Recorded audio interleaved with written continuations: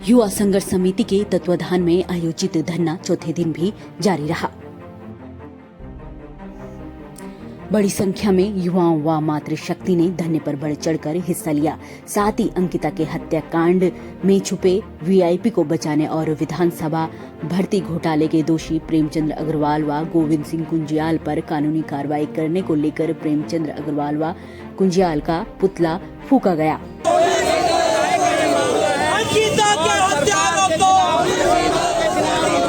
इस अवसर पर उत्तराखंड आंदोलनकारी कांता प्रसाद ने कहा कि सरकार कहीं न कहीं दोषियों को बचाने का काम कर रही है, चाहे वह अंकिता हत्याकांड के दोषी हो या विधानसभा भर्ती घोटाले के, जिससे अब तक आमजन में बहुत आक्रोश है। लोग अंकिता व उत्तराखंड के बेरोजगार को न्याय दिलाएंगे, उसके बगैर आंदोलन से पीछे नहीं हटने वाले हैं। समिति के संयोजक संजय सिलसवाल व राजेंद्र कोठारी ने बताया कि अंकिता हत्याकांड मामले में सरकार द्वारा जारी डीएनए की रिपोर्ट में दोषियों को क्लीन चिट देना कहीं न कहीं सरकार की मंशा नजर आ रही है कि सरकार हत्यारों और बलात्कारियों को बचाने का प्रयास कर रही है।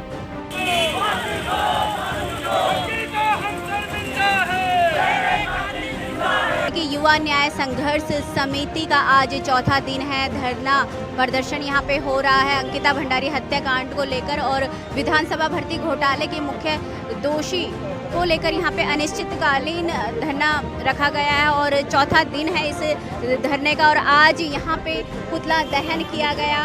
और आइए जानते हैं, यहाँ पे संजय सिलसवाल जी हैं जो इस समिति के संयोजक हैं। आज चौथा दिन है आपके धरने को, क्या कुछ इसमें कार्रवाई होती हुई नजर आ रही है आपको? देखिए, प्रशासन पूरी तरीके से, चाहे वो कोई भी प्रशासन हो, पूरी तरीके से उनके पक्ष में खड़ा दिख रहा है। सारी जो कार्रवाइयाँ हुई हैं, जिस तरह से हिला हवाली करके कार्रवाई की गई है, सारे उनके पक्ष पे हैं। आपको चिल्लाते रहे, पूरे तमाम संगठन चिल्लाते रहे, उसके परिवार चिल्लाता रहा, पोस्टमार्टम रिपोर्ट आपसे दी नहीं गई, आप झूठ कह रहे थे। वहाँ का जो पुलिस अमला था वो झूठ कह रहा है इस बात को कि उसके परिवार को दिया गया, ना उसके पिताजी को दिया गया, ना भाई को दिया गया। पोस्टमार्टम रिपोर्ट आपसे दी नहीं गई, डीएनए रिपोर्ट आप मीडिया के थ्रू आप चलवा रहे हैं और उसमें आप एक बात को स्पेशली कोट कर रहे हैं कि रेप की पुष्टि नहीं हुई है। मैं आपके इस चैनल के माध्यम से एम्स के उन तमाम डॉक्टरों से जो उस पर शामिल थे, उनसे एक सवाल पूछना चाहता हूँ। कौन सा प्रोसेस था जिस प्रोसेस के तहत आपने किया? एक टेस्ट होता है, जैसे अभी हम लोगों ने जिक्र भी किया था, उसका 2 फिंगर टेस्ट होता है, बिना फीमेल डॉक्टर के नहीं हो सकता है। अगर आपने वो किया है तो आपने उसके साथ दोबारा बलात्कार किया है, ठीक है? इसका जवाब एम्स के डॉक्टर्स दें और नहीं तो हमें आकर के बताएं ना, जनता को बताएं कि हमारा प्रोसेस ये था उसको टेस्ट करने का। और आज आप अचानक से कहते हो डीएनए टेस्ट। हम लोग लगातार इस बारे में पढ़ रहे हैं, जानकारियाँ जुटाने की कोशिश कर रहे हैं। पानी में इतने दिन लाश रहने के बाद सीमेंट ट्रेसेस नहीं आ सकते हैं। आप किस आधार पे कह रहे हो कि आपने वहाँ से, ठीक है, स्किन का कोई पार्ट लेकर के आप उसे डीएनए करके आप ये घोषित कर रहे हो कि इसके साथ?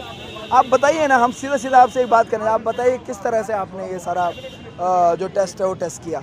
जनता से बात करें, जनता को बताइए कि आपका प्रोसेस ये था। और हम ये प्रोसेस जान करके हम लोग भी पर्सनली, व्यक्तिगत तौर पे भी हम लोग एक्सपर्ट से इसके बारे में बात करना चाहते हैं। हम जानना चाहते हैं कि टेस्ट आपने जो किया, रिपोर्ट आपने मीडिया में दे दी, ये कौन सा तरीका था? आप रिपोर्ट आप चाह रहे थे कि जांच प्रभावित ना हो, तो उससे रिपोर्ट आपने माना कि आपने पोस्टमार्टम रिपोर्ट इसलिए नहीं दी, तो डीएनए रिपोर्ट भी आप दबा के रखते। जब चार्जशीट फाइल हो जाती है, आप वकील के माध्यम से हमें बताते किस तरह से आपने ये रिपोर्ट उसमें फाइल किया। और कौन लोग थे इस रिपोर्ट को जो वहाँ पे मीडिया में लीक करने वाले लोग थे, उनके खिलाफ भी जांच होनी चाहिए। जो इस रिपोर्ट को बनाने में लोग शामिल हैं, उनके खिलाफ भी जांच होनी चाहिए। और हम चाहते हैं कि जांच का मुद्दा है और इसको एक नज़ीर की तरह पेश किया जाना चाहिए कि भविष्य में इस तरह की कोई पुनरावृत्ति ना हो। इस पर कठोर से कठोर कदम उठाए जाने चाहिए। एसआईटी की जो जांच कर रहे हैं उससे लोग संतुष्ट नहीं हैं, जो भी कार्रवाई सरकार कर रही है उससे जनता संतुष्ट नहीं है। महिलाओं में बड़ा आक्रोश है, ये भी आप देख सकते हैं कि महिलाओं में यहाँ पे कितना आक्रोश है।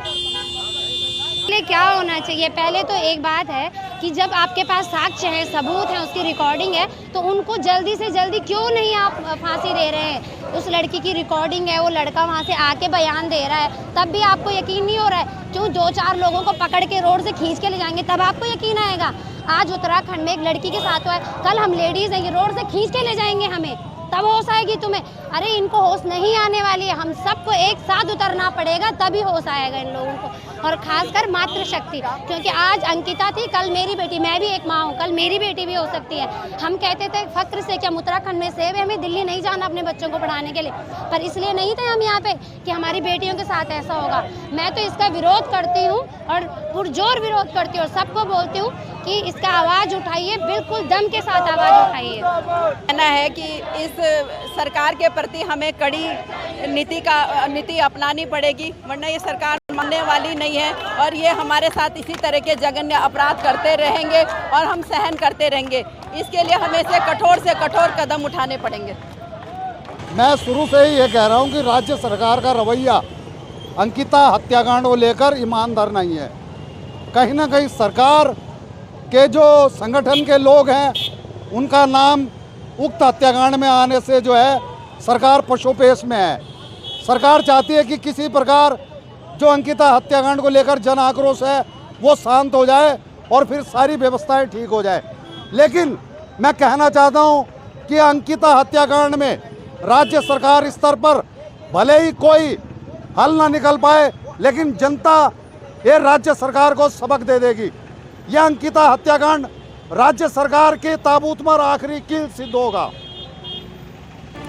युवा संघर्ष समिति व जनता कहीं न कहीं सरकार के इस तरह के रवैये से संतुष्ट नहीं है, जिसको लेकर जगह जगह धरना प्रदर्शन चल रहे हैं। युवा संघर्ष समिति तब तक धरना करती रहेगी, संघर्ष करती रहेगी जब तक अंकिता को न्याय नहीं मिलेगा और उत्तराखंड के बेरोजगारों को न्याय नहीं मिलता।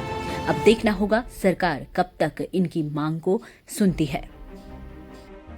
मांगों को लेकर डटे हुए हैं। आज इन्होंने पुतला भी फूका सरकार का और अपनी मांगों को भी मांग रहे हैं। आगे क्या योजनाएं रहती है धरना को लेकर और सरकार कब तक इनकी इन मांगों को पूरी करती है। इसी तरह से आप देखते रहिए उत्तराखंड टाइम्स। ऋषिकेश से रेखा भंडारी।